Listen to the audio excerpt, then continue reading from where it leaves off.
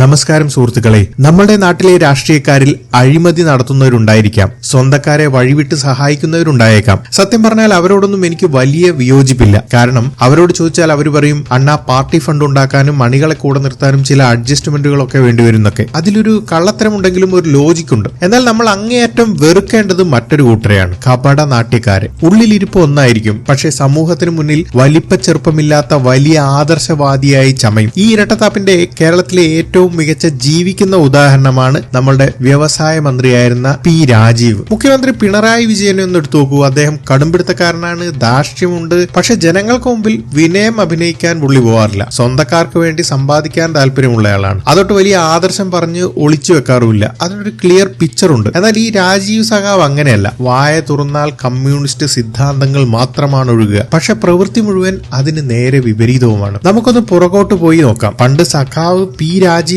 ക്ലാസുകളിൽ പ്രസംഗിച്ച് നടന്നത് എന്താണെന്ന് അറിയാമോ? എല്ലാവർക്കും വിദ്യാഭ്യാസം നൽകുന്നത് ആധുനിക മുതലാളിത്തത്തിന്റെ തന്ത്രമാണ്. സാങ്കേതിക നൈപുണ്യമുള്ള തൊഴിലാളികളെ വാർത്തെടുക്കുന്നത് കോർപ്പറേറ്റുകൾ ലാഭമുണ്ടാക്കി കൊടുക്കാനേ ഇത് ഉപകരിക്കൂ എന്ന്. അതുകൊണ്ട് എല്ലാവരും പഠിച്ച് ജോലി വാങ്ങരുത് എന്നായിരുന്നു ഈ ഒരു പരോക്ഷമായ ലൈൻ. ഈ അതിഭയങ്കര തിയറി വിളമ്പിയ ആളാണ് പ്രൈവറ്റ് കമ്പനികളെയും വിദേശ മുതലാളിമാരെയും ചുവപ്പ് പരവതാനി വിരിച്ച് സ്വീകരിക്കാൻ നമ്മുടെ പൊതു പണം ഉപയോഗിച്ച് വിദേശ രാജ്യങ്ങളിൽ സുഖവാസ യാത്രകൾ നടത്തിയത്. മുതലാളിത്തത്തിന്റെ എല്ലാ സവിശേഷതകളെയും തള്ളിപ്പറഞ്ഞ രാജീവ് വ്യവസായ മന്ത്രിയുടെ കസേരയിലിരുന്ന് കോർപ്പറേറ്റുകളുടെ പിന്നാലെ നടന്നു. ഇവിടെയാണ് കാപട്യം എന്ന് പറയുന്നത്. പറയുന്ന വാക്കും ചെയ്യുന്ന പ്രവൃത്തിയും തമ്മിൽ വല്ല ബന്ധവുമുണ്ടോ സഖാവേ? എന്നിട്ട് ഈ വിദേശ യാത്രകളൊക്കെ കഴിഞ്ഞ് നാട്ടിൽ വന്നിറങ്ങിയിട്ട് പുള്ളി വലിയൊരു തള്ളി. ഞാൻ ഈ കേരളം 2 ലക്ഷം പുതിയ സംരംഭങ്ങൾ, പുതിയ കമ്പനികൾ കൊണ്ടുവന്നു എന്ന്. എവിടെയാണ് സഖാവേ ആ 2 ലക്ഷം സംരംഭങ്ങൾ? പല വഴിയിലോ കവലയിലോ കണ്ടവരുണ്ടോ? ദൂരദർശിനി വെച്ച് നോക്കിയിട്ട് പോലും സാധാരണക്കാരന് അത് കാണാൻ കിട്ടുന്നില്ല. ഈ പച്ചക്കള്ളം ജനങ്ങൾക്ക് മനസ്സിലായതുകൊണ്ടാണ് കഴിഞ്ഞ ഇലക്ഷനിൽ ഈ കപടമുഖത്തെ ജനങ്ങൾ വോട്ട് ചെയ്ത് 8 നിലയിൽ പൊട്ടിച്ച് വീട്ടിലിരുത്തിയത്. ജനങ്ങൾ തിരഞ്ഞു പിടിച്ച് തോൽപ്പിക്കാൻ തീരുമാനിച്ച നേതാക്കളുടെ ലിസ്റ്റിൽ ഒന്നാമനായിരുന്നു ഈ രാജീവ്. ജനവിധി ഉണ്ടായപ്പോൾ പുള്ളി തവിടുപൊടിയായി. പക്ഷെ അവിടെയും തീർന്നില്ല കളി. ഇത്രയും അടി കിട്ടിയിട്ടും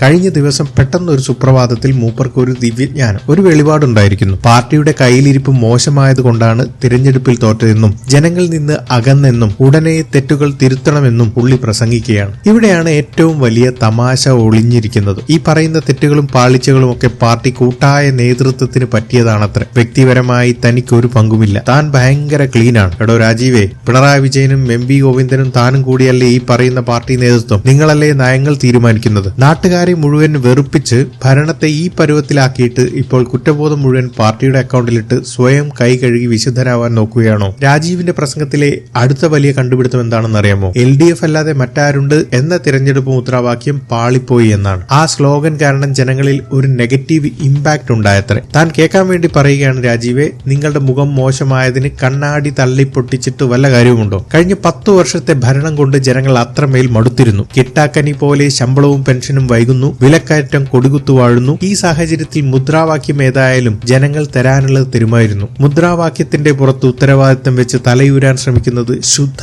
ഭീരുത്വമാണ്. അടുത്ത ന്യായീകരണം വെള്ളാപ്പള്ളി നടേശനെ യഥാസമയം തിരുത്തിയില്ല എന്നതാണ്. അതിൽ പാർട്ടിക്ക് വീഴ്ച പറ്റിയെന്ന് രാജീവ് സമ്മതിക്കുന്നുണ്ട്. പക്ഷെ അതിനൊരു തമാശ രൂപേണയുള്ള ഡയലോഗും പുള്ളി ആച്ചുന്നുണ്ട്. കമ്പ്യൂട്ടറിലെ അൺഡു ഓപ്ഷൻ പോലെ പെട്ടെന്ന് പോയി മാറ്റാൻ കഴിയില്ലത്രേ. ആരാണ് അദ്ദേഹത്തിന് പരവതാനി വിരിച്ചു കൊടുത്തത്? നിങ്ങൾ തന്നെയല്ലേ? ഇലക്ഷൻ കഴിഞ്ഞ് ഇത്ര ദിവസമായി. ഇപ്പോഴെങ്കിലും അദ്ദേഹത്തിന് അഴിമതികൾക്കെതിരെ നടപടിയെടുക്കാൻ ആഭ്യന്തര വകുപ്പിനോട് ആവശ്യപ്പെടുവാൻ ഈ രാജീവിന് ചങ്കൂറ്റമുണ്ടോ? കേരളത്തിൽ വെള്ളാപ്പള്ളിയെ പോലെ ക്രിമിനൽ സ്വഭാവമുള്ള മറ്റൊരു സമുദായ നേതാവില്ല എന്ന് തുറന്നു പറയാൻ ഈ കമ്മ്യൂണിസ്റ്റ് സിംഹത്തിന് ധൈര്യമുണ്ടോ? അതും ഇല്ല. ശബരിമല വിഷയത്തിൽ ദേവസ്വം മുൻ പ്രസിഡന്റ് പത്മകുമാറിനെതിരെ നടപടിയെടുക്കാൻ വൈകിയതെക്കുറിച്ചാണ് അടുത്ത തള്ളൽ. പത്മകുമാറിന്റെ നേതൃത്വത്തിലാണ് ശബരിമലയിൽ കൊള്ള നടന്നതെന്ന് ഇപ്പോൾ നിങ്ങൾ സമ്മതിക്കുകയാണ്.